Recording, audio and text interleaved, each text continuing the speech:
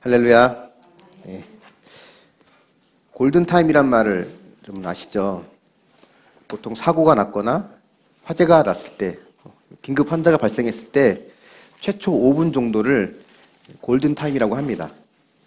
초기 대응을 어떻게 하느냐에 따라서 피해를 이제 줄일 수 있느냐 없느냐가 결정이 되기 때문에 그렇죠. 그래서 이 골든타임을 넘기면 생존율이 급격히 낮아지게 되고, 잘 적절한 조치를 취하면 또 생존율이 높아지기도 합니다. 이 골든타임이라고 하는 것은 화재 진압이나 응급 환자를 구조할 때에만 해당되진 않고요. 모든 분야마다 골든타임이 있어요. 적절한 조치를 취해야 하는 그 모든 순간을 다 골든타임이라고 해요. 그런 의미에서 봤을 때 우리 교회도 향후 1년, 길게 2년이 앞으로의 10년, 20년을 가늠할 수 있는 골든타임이라 볼 수 있고, 남북관계에서도 향후 1년, 2년이 앞으로 통일을 앞당기느냐 아니면 또 한없이 통일을 늦추게 하느냐에 대한 그런 중요한 시기가 될 수 있죠. 또 그런 것뿐만이 아니라 지금 여러분의 삶이 현재가 우리의 인생의 방향을 결정하는 골든타임이 될 수 있습니다. 지금의 골든타임을 어떻게 보내야 하는지를 우리들 고민하며 살아야 돼요. 근데 왜 시작부터 골든타임을 이야기했냐 보면, 오늘부터 보게 될 이 갈라디아서는 골든타임을 보내고 있는 갈라디아 교회에게 긴급 조치로 쓰여진 서신이기 때문에 그렇습니다. 심각한 위기를 겪고 있음에도 그것이 위기인 줄도 모르고 있던 갈라디아 교회에게 바울이 지금 급하게 서신을 보내는 거예요. 그래서 오늘부터 당분간 갈라디아서를 보려고 하는데요. 갈라디아서뿐만이 아니라 모든 바울 서신이 그랬듯이 지난주까지 봤던 사사기처럼 흥미진진한 스토리는 나오진 않습니다.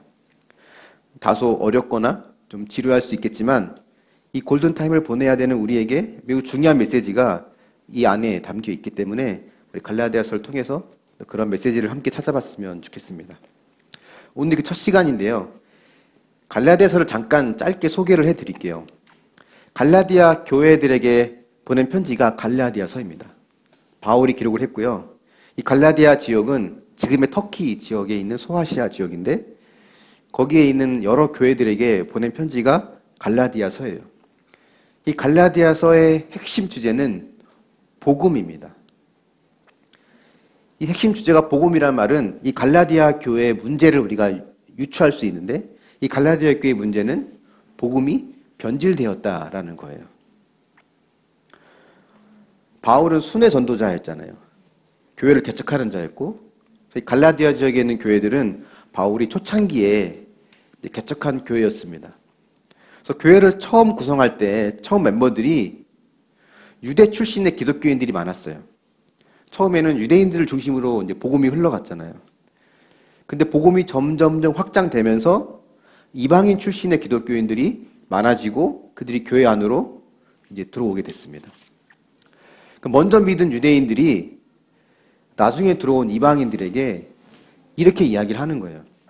야, 너희들 하나님이 기뻐하는 자가 되려면 예수님을 믿고, 그리고 다음에 할례를 받고 음식법을 지키고 율법을 지켜야 된다라는 겁니다. 근데 이런 생각들은 사실 우리도 많이 하거든요. 하나님을 기쁘시게 하려면 회개하고 예수님 믿는 것만 가지고는 부족하고, 여기에 뭔가 신앙생활에 열심을 낼 수 있는 헌신과 순종이 있어야 된다고 생각을 해요. 그래서 맞는 말처럼 들립니다. 그래서 많은 이방인들이 이 유대인들의 가르침을 따랐어요. 근데 바울은 이런 현상을 매우 위험한 것으로 봤습니다. 그래서 그들이 전한 가르침을 이거는 다른 복음이다 라고 하면서 매우 강하게 경고하고, 갈라디아서 전체를 통해서 복음이 무엇인가를 하나씩 설명을 합니다. 그래서 갈라디아서를 이 로마서의 축소판이라고도 하거든요. 그래서 오늘은 첫 시간, 복음 안에서 나는 누구인가라는 것을 먼저 짚고 넘어가고 싶어요. 첫 번째, 이제 복음 안에서 나는 누구인가를 볼 때 우리 기억해야 될 것 중에 하나는 주님에 의해서 보냄을 받은 자라는 겁니다. 1절부터 한번 볼게요. 1절 같이 읽어보겠습니다. 시작. 사람들에게서 난 것도 아니요 사람으로 말미암은 것도 아니요 오직 예수 그리스도와 그를 죽은 자 가운데서 살리신 하나님 아버지로 말미암아 사도된 바울은, 바울이 하나님으로 말미암아 사도가 됐다라고 1절에서 이야기하는데, 바울이 늘 비판을 받아왔던 것은 네가 정통 사도냐 아니냐라는 거였어요. 사도라는 말의 정확한 의미는요, 보냄받은 자란 뜻이거든요. 누군가로부터 보냄받은 자. 그래서 예수님의 사도들, 제자들 말하죠. 그 사도들은 예수님으로부터 보냄받은 자를 말합니다. 바울을 비판하던 사람들은 바울을 이렇게 말해요. 네가 예수님의 제자도 아니었고 또 예수님으로부터 직접 가르침을 받은 사람도 아니기 때문에 너는 사도가 아니라는 겁니다. 베드로, 야고보, 요한 같은 그런 사도들과는 격이 다르다는 거예요. 그들보다 한 수 아래라는 겁니다. 근데 바울은 나는 다메섹에서 주님을 만났고 또 주님이 나를 사도로 임명해 주셨기 때문에 나는 베드로, 야고보들과 같은 동급 레벨의 사도라는 것을 계속 이야기해요. 바울이 왜 자꾸 자신이 사도라는 것을 계속 주장하는 걸까? 겸손하게 그렇습니다. 저는 부족한 게 많습니다. 라고 하지 않고 나는 그들과 레벨이 전혀 그들에 비해서 레벨이 떨어지지 않는다. 나는 당당한 사도다라고 계속 정통 사도라는 것을 주장하거든요. 그렇게 말하는 이유는 자신이 전한 복음의 권위를 위해서입니다. 바울의 사도성이 의심받으면 바울이 전한 복음까지도 의심을 받을 수 있거든요. 충분히 이해는 돼요. 만약에 여기 있는 제가 목사가 아니고 전도사 아니면 그냥 집사다. 집사인데 성경을 좀 알아서 똑같은 본문을 가지고 설교를 똑같이 한다라고 하면 여러분이 들을 때 똑같은 권위로 받아들일 수 있겠습니까? 교육전도사가 하는 거, 아니 집사가 앞에서 설교하는데 그걸 내가 하나님 말씀처럼 듣는다? 물론 그런 분도 계시지만 그렇지 않을 확률이 높거든요. 바울은 자신이 전한 복음의 권위를 위해서 자신이 사도라는 것을 늘 주장했어요. 또 다른 이유가 있다면 뭐냐면 바울은 자신의 정체성을 사람들에게서 난 것도 아니고 예수 그리스도와 하나님 아버지로부터 난 것이라고 믿었습니다. 사람들이 사도다 아니다라는 것이 그에게 중요하지 않았어요. 또 내가 사도다 아니다 내가 결정하는 것도 그렇게 큰 의미가 있지 않았습니다. 중요한 거는 주님이 나를 사도로 부르셨고 사도로 보내셨다라고 하는 이 사실 하나가 그에게 중요했고 바울은 여기에 대한 확고한 믿음이 있었습니다. 그 사명이라고 하는 건요, 내가 자원하는 것이 먼저가 아니라 부르심이 먼저입니다. 부르심을 확인하지 않고 내 자원함이 앞서면 내가 한 것에 대한 생색과 보상이 꼭 뒤따라요. 누가 그걸 알아주지 않거나 또 누구에게 그 자리를 빼앗기면 서운하고 때로는 분노가 올라옵니다. 바울의 고백을 통해 저와 여러분의 정체성을 우리는 확인할 수 있는데요. 우리는 주님으로부터 보냄받은 자입니다. 우리는 영적인 사도예요. 물론 예수님의 사도와 같은 사도직은 오늘날 존재하지는 않습니다. 하지만 사도로서의 영적인 의미는 오늘날까지 계승이 되고 있거든요. 그래서 여러분이 있는 그 자리는 주님이 보내신 자리라는 것을 우리 인정해야 돼요. 기독교의 유명한 고전 서적 중에 하나가 하나님의 임재 연습이라는 책이 있습니다. 두껍지 않아요. 얇습니다. 로렌스 형제라는 사람이 썼는데 혹시 읽어보신 분이 있을지 모르겠어요. 늘 그는 일상 속에서 하나님의 임재를 24시간 경험하는 사람이었어요. 그 내용들을 막 기록했거든요. 그러니까 수도원에서 요리를 담당하는 사람이었는데 하루는 이런 내용이 책에 기록되어 있었습니다. 계란 후라이를 뒤집을 때에도 이것을 먹는 사람들이 즐겁고 기쁘게 먹을 것을 생각하면서 하나님을 사랑하는 마음을 담아 뒤집는다는 거예요. 그럼 그 순간 하나님이 나와 함께 하심을 내가 느끼고 기쁨으로 할 수 있다는 겁니다. 그러니까 그 자리가 하나님이 부르신 자리라는 것을 믿으니까 그 순간순간이 중요하고 의미가 있게 되고 그렇기 때문에 때에 맞는 순종을 할 수 있게 된 겁니다. 이런 믿음이 없으면 나를 보내신 자리가 내가 있는 자리가 하나님 보내신 자리라는 것을 인정하지 않으면 내가 이런 거나 뒤집으려고 여기까지 왔나? 라고 하는 불평과 생색이 올라오죠.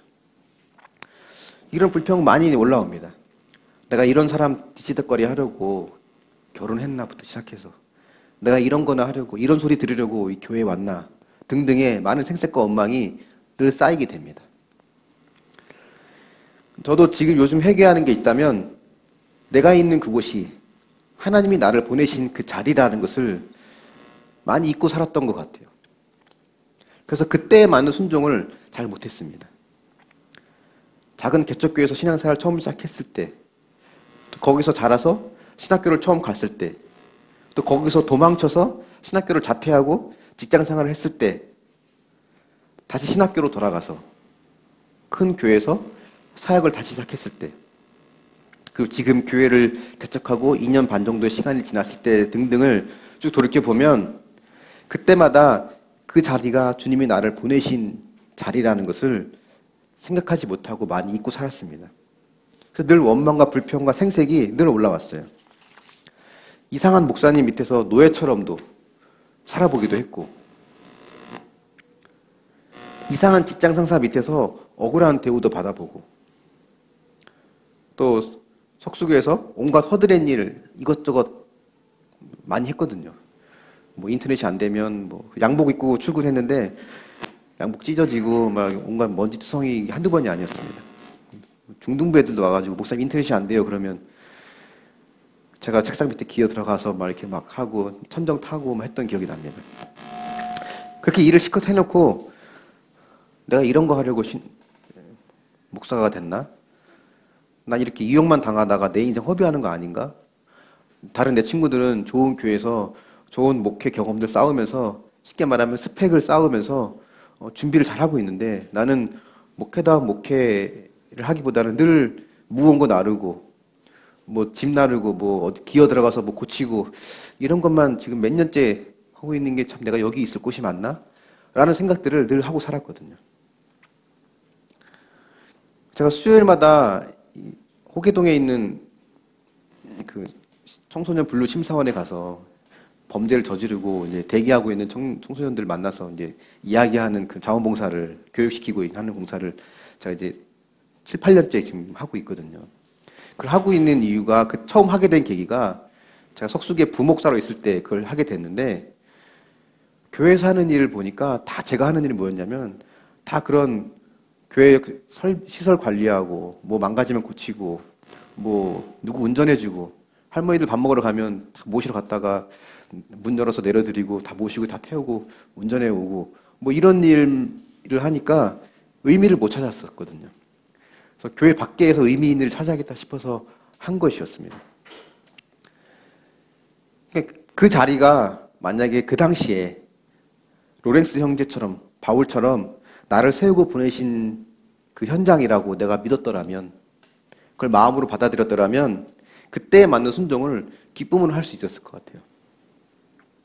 늘 손해보는 느낌이었고 늘 이용만 당하는 느낌이었습니다.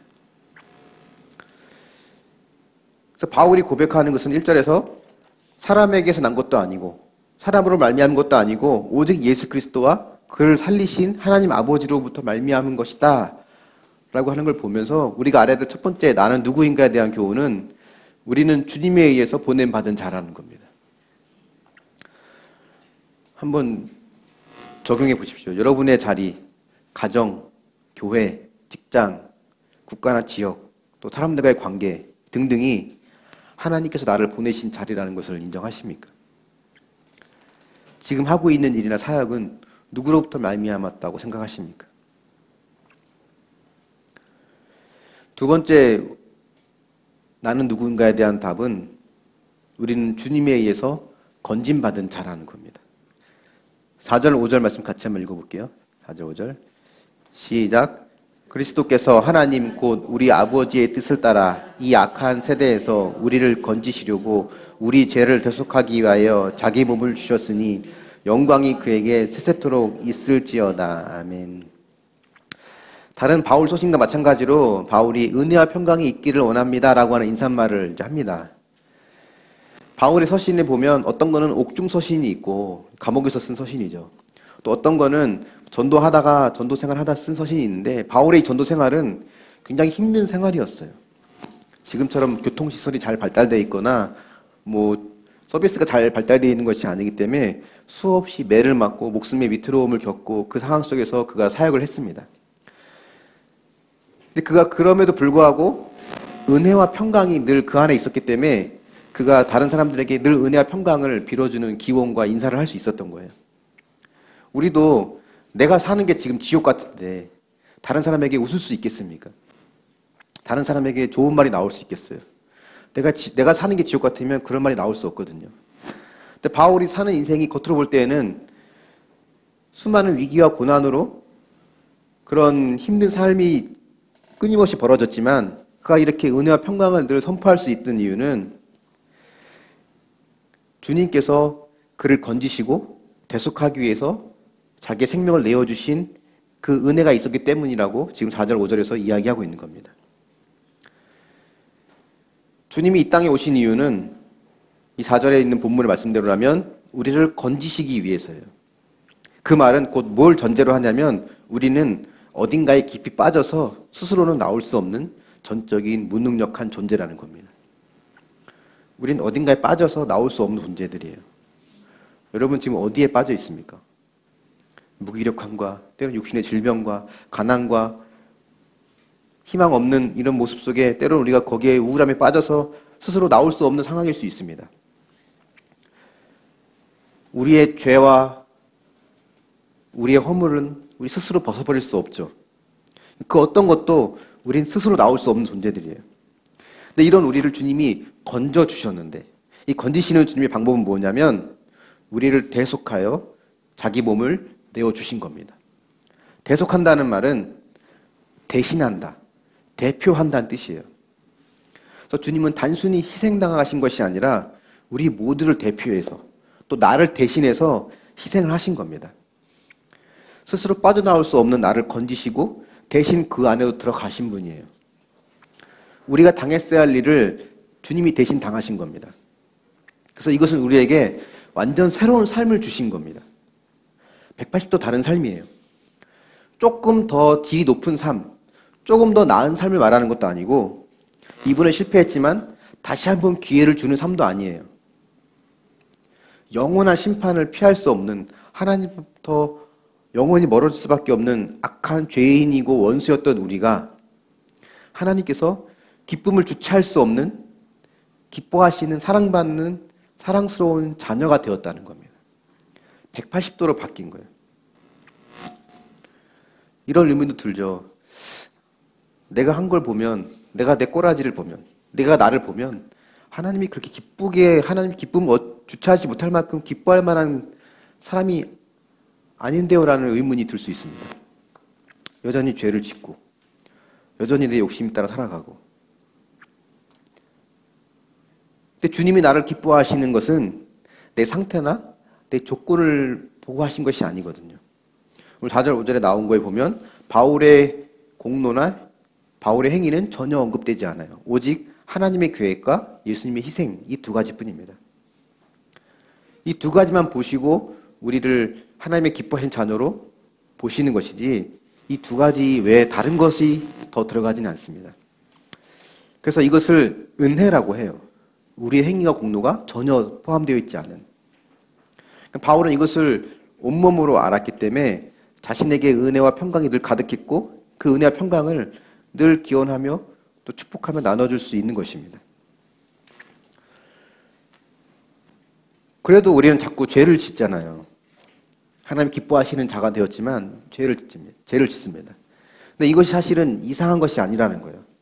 주님이 희생해서 없애주신 것은 우리의 죄를 없앤 것이 아니라 우리가 받을 죄값을 없앤 겁니다. 그래서 우리는 교만할 수도 없어요.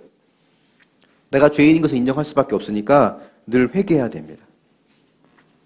그래서 이 은혜를 알면 더 내 죄가 잘 보여요. 처음에는 보이는 죄만 생각했거든요. 때리고 욕하고 겉으로 드러나는 것만 우리가 죄로 봤지만 은혜를 알면 알수록 내 마음 깊은 곳에 보이지 않는 이기적인 욕망과 욕구도 보이기 시작합니다. 그래서 이런 죄가 보일수록 이렇게 큰 악에서 건져주신 주님의 사랑이 크구나라고 하는 것을 우리가 또 고백할 수밖에 없게 되죠.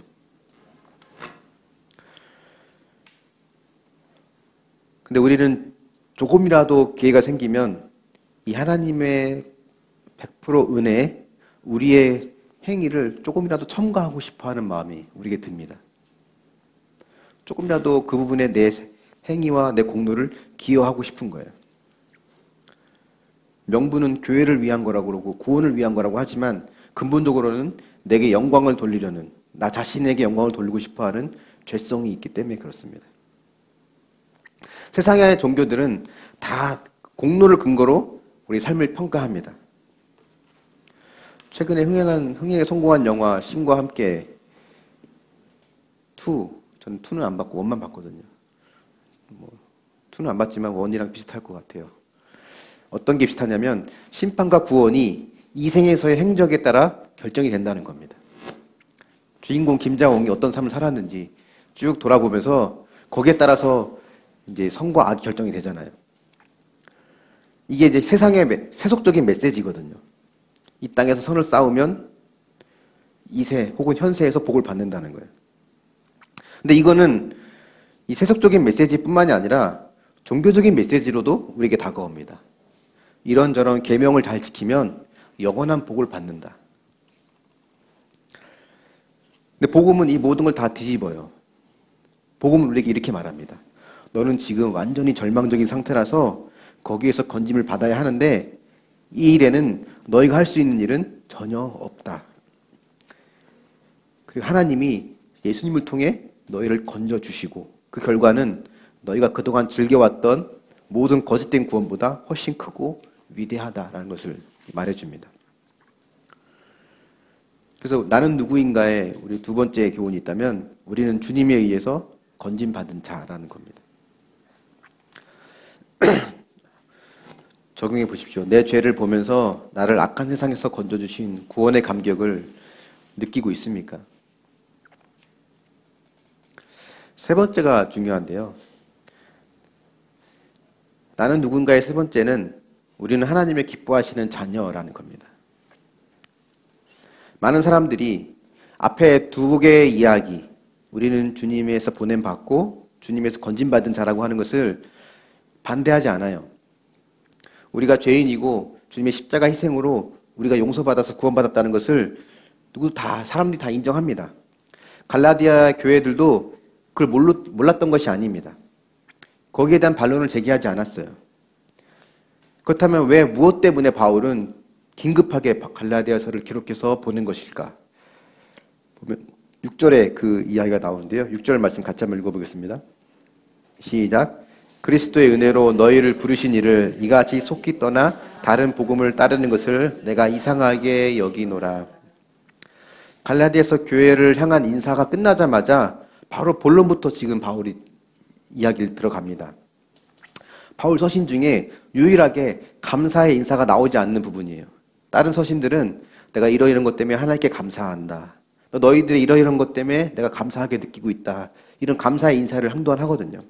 그러고 나서 이제 바울의 진짜 이야기를 시작하는데 이 갈라디아에서는 거두절미하고 다 자르고 지금 너희들이 속히 복음을 떠나서 다른 복음을 따르는 것을 내가 이상하게 여긴다라고 하면서 그의 감정의 분노의 감정들을 그대로 표현합니다. 바울은 지금 매우 화가 나 있는 상태예요. 그 뒤에 7절, 8절을 보면 뭐 저주를 받을 거다르니 막 이런 말들을 하잖아요. 바울이 전한 복음은 이거였습니다. 로마서에서 이야기하는 것처럼 오직 의인은 믿음으로 말미암는다라고 하잖아요.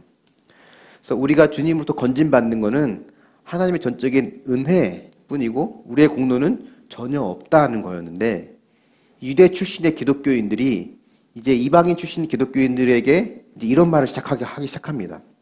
예수 그리스도 십자가 외에 율법을 따르는 삶을 살아야 한다라는 거예요. 이것은 그들이 전한 다른 복음입니다. 십자가 외에 또 다른 것이 필요하다는 것. 근데 이것이 사실 교묘하게 우리의 삶에도 들어와 있어요.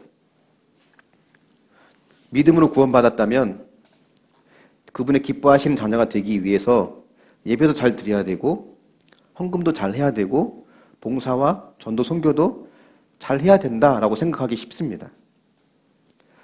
근데 이 생각 속에는요, 하나님의 은혜 플러스 내 열심과 공로 노력이 있어야만 하나님의 사랑을 받을 수 있다는 생각에서 나온 거죠. 바울은 이런 가르침을 비슷한 복음이라 하지 않고 다른 복음이라고 합니다. 아예 복음이 아닌 거죠. 복음은 우리는 자격 없고 오직 하나님의 은혜뿐이라는 것, 그것이 복음인데 여기 행위를 더한다고 하는 것은 복음이 아닌 것으로 바꿔버리는 것과 마찬가지입니다. 그래서 강하게 저주합니다. 이걸 전하는 자들에게 저주가 임할 것이다. 나 역시도 예외가 아니고 우리뿐만이 아니라 하늘의 천사들까지도 만약에 이런 가르침을 전한다면 그들은 저주를 받을 것이다라고 이야기합니다. 이 같은 복음의 변질은요, 지금의 시대에도 계속되고 있다는 게 문제예요. 오늘 많은 교회 다니는 사람들이 종교적인 러닝머신을 뛰고 있습니다. 무슨 말이냐면 뭔가를 해야지만 사랑받을 수 있다고 생각을 해요. 그래서 계속 뛰는데 늘 제자리인 겁니다. 신용카드 많이 쓰시죠? 신용카드를 쓰면 포인트가 적립이 됩니다. 그죠? 그 포인트가 많으면 혜택도 많죠. 하나님과 우리와의 관계를 마치 포인트가 적립되는 것처럼 생각한다는 거예요. 뭔가를 해서 포인트가 차곡차곡 쌓여서 많아지면 하나님의 사랑을 받는다는 것. 하나님이 나를 더 기뻐하신다는 것. 그러면 내가 더 중요하고 가치 있는 사람이 된다고 하는 것. 이것이 다른 복음입니다. 이 다른 복음은 바울을 매우 분노하게 했는데 이 다른 복음의 메시지는 간단해요. 우리가 하나님께 순종하면 하나님이 우리를 사랑해 주신다는 겁니다. 맞는 말 같지만 이 복음이 아닙니다. 참 복음은 하나님이 예수님을 통해 우리를 사랑하셨기 때문에 우리는 순종할 수 있다입니다. 내 노력을 통해 건강, 좋은 집, 성공, 직장을 얻어내는 것. 이렇게 해서 하나님이 주시는 선물이 내 인생의, 내 삶의, 내 신앙의 목적이 되는 것. 이것이 다른 복음의 중요한 한 면이라 할 수 있죠. 참 복음은 그분이 주시는 선물이 아니라 그분 자체가 나의 상급이고 그분 자체로 만족하는 것입니다. 우리가 하나님께 생색낼 때가 보통 이런 거 아닙니까? 내가 이렇게까지 했는데 내가 저 사람보다 봉사도 열심히 하고 기도도 많이 하고 어쨌든 내가 하나님 앞에 최선을 다해서 열심히 살았는데 왜 내 삶은 늘 이렇지? 왜 나에게 이런 일이 왔지? 내가 이런저런 포인트를 쌓았는데 왜 내 삶은 이렇지? 내가 이렇게 살아가는 거는 포인트를 쌓지 않아서 그런가? 만약 그런 생각이 있다면 우리는 다른 복음을 쫓고 있는 것일 수 있습니다. 내가 이렇게 했으니 하나님 당연히 이 정도는 해주셔야지. 이건 복음이 아니에요. 이건 하나님과 나 사이에 거래하는 관계일 뿐입니다. 자꾸 포인트를 쌓아서 그걸로 하나님의 은혜와 사랑을 사려고 한다면 나는 여전히 다른 복음을 쫓고 있는 겁니다. 주일 예배 30점, 11조 20점, 전도와 20점, 봉사 10점, 기도 10점, 큐티 한 10점 다 합쳐서 한 100점이 되면 하나님의 사랑을 받는 것 같고 나는 중요한 사람인 것 같고 가치 있는 사람인 것처럼 느껴지고 점수가 낮으면 그 반대인 것 같고 또 그렇게 살지 못하는 점수가 낮은 사람들을 향해서 그들은 하나님의 사랑과 관계없는 사람인 것처럼 때로는 정죄하고 판단하는 모습들. 이것이 우리가 조심해야 될, 우리가 경계해야 될 다른 복음 중 하나라는 겁니다. 그래서 택자로 살아가는 것 자체가 가장 큰 상급이에요. 우리도 모르는 사이에 이런 변질된 복음을 믿고 있지는 않는가를 점검해 볼 필요가 있습니다. 이런 다른 복음엔요, 정말 중요한 뭔가가 하나 빠져 있어요. 그것은 바로 십자가입니다. 십자가가 없는 복음은 기쁨도 만족도 능력도 없습니다. 그저 성공과 출세를 위한 복음이고 세상에서 이기고 또 이겨야만 하는 기복만 있을 뿐입니다. 사무엘상에 보면 엘리의 두 아들이 나오죠. 제사장의 아들이었습니다. 이 아들들은 성전에 있는 물건도 손에 대고 성전에서 봉사하는 여인들도 몸에 손을 대고 추악한 자들이었습니다. 전쟁에서 불리해지니까 이들이 행한 방법이 뭐였냐면 언약궤를 전쟁터로 가지고 오면 하나님이 우리를 도우실 거라고. 마치 언약궤를 자신을 돕게 만드는 수호신으로 여겼습니다. 그 두 아들의 모습 속에 복음은 없습니다. 십자가는 없었어요. 주님은 그저 자기들이 필요할 때 도움을 주는 하나의 수호신 정도에 불과했습니다. 우리가 알다시피 그 결과는 결국 전쟁에서 패했고 그들도 죽었고 언약궤도 블레셋에게 빼앗겼습니다. 십자가가 없으면 고난을 해석할 힘도 없고 십자가 없으면 그것은 참된 복음이라고 할 수 없습니다. 그래서 고난을 통해서 우리 십자가를 경험하고 그 속에서 내 죄를 보고 구원을 경험하고 공동체 안에서 거룩하게 살기로 결단하는 은혜가 이 복음 안에 들어있거든요. 그래서 고난은 걸림돌이 아니라 축복이라고 하는 거예요. 내가 포인트를 쌓아야 뭔가 열심히 해야 내가 완벽한 모습을 보여야 사랑받고 가치 있는 존재가 되는 것이 아니라 우리는 그분의 자녀이고 그분은 우리의 아버지이기 때문에 우리의 존재 자체로 그분은 우리를 기뻐하신다는 겁니다. 기쁨을 감추지 못한다는 거예요. 우리 모두 한 사람 한 사람이 그분의 걸작품이 되는 겁니다. 절대 상품이 아니에요. 상품은 공장에서 막 찍어내는 상품이잖아요. 그래서 우리를 상품화시키면 안 됩니다.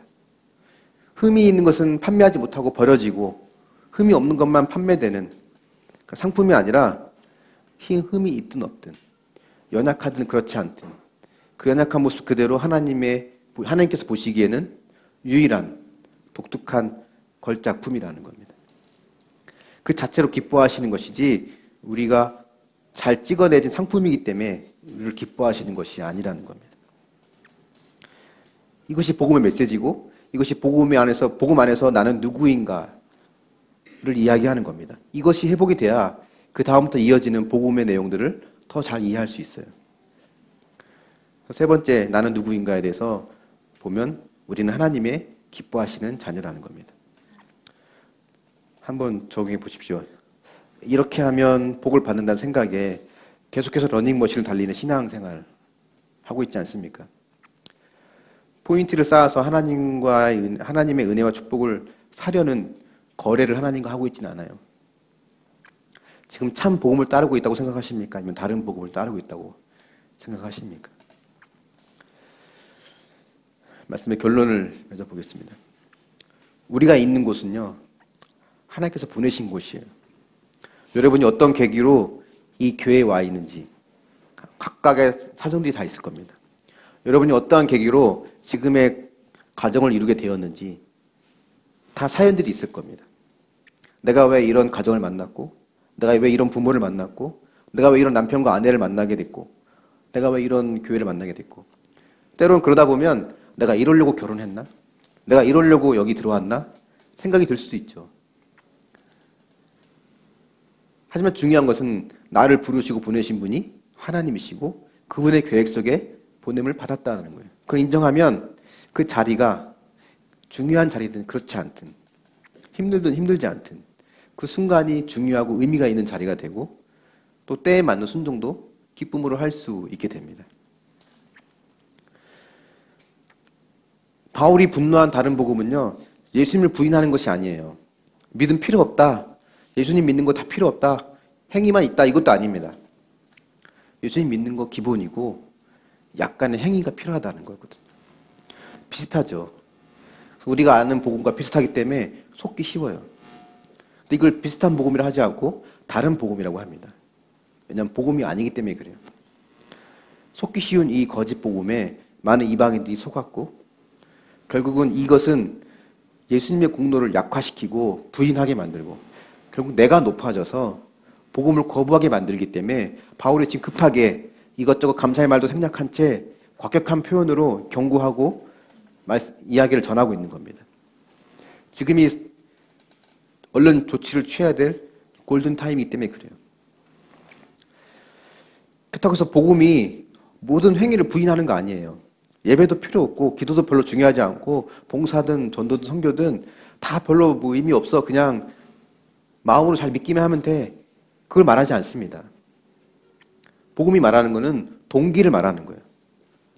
내가 하나님부터 포인트를 쌓기 위해서, 내가 하나님부터 잘 보이기 위해서, 내 완벽한 모습을 통해 내 가치를 높이기 위해서 하고 있느냐, 아니면 하나님의 건져주시고 보내주시고 나를 사랑해 주시는 그 사랑과 은혜에 감사해서 순종하느냐, 그 동기를 하나님 보시는 거죠.